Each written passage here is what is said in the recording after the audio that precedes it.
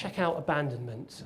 This is where customers this is probably the worst type of situation on an e-commerce site. It's where somebody wants to buy what you've got.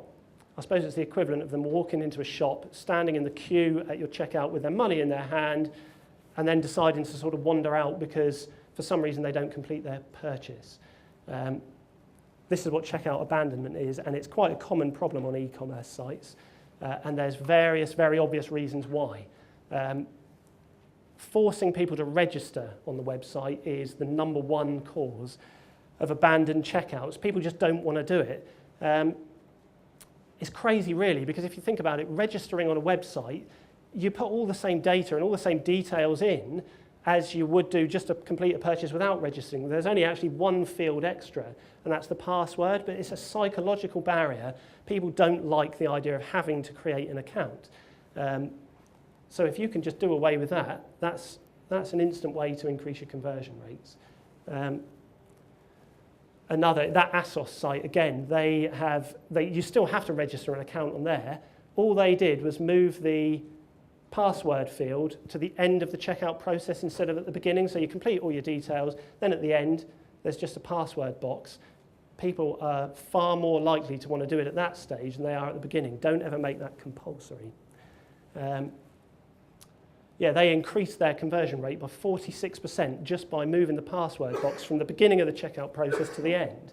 And it's just such a simple thing. It's an irrational thing on the part of the customer, but it's just a psychological barrier, very easy to overcome.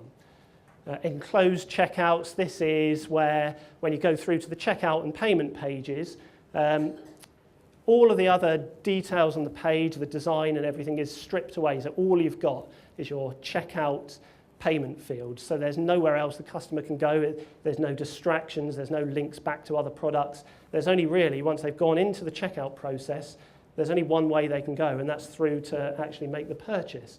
So that's one particularly recommended way of kind of dealing with your checkout to avoid people veering off to other pages. The most effective e-commerce checkouts are the ones that ask for the minimum amount of data.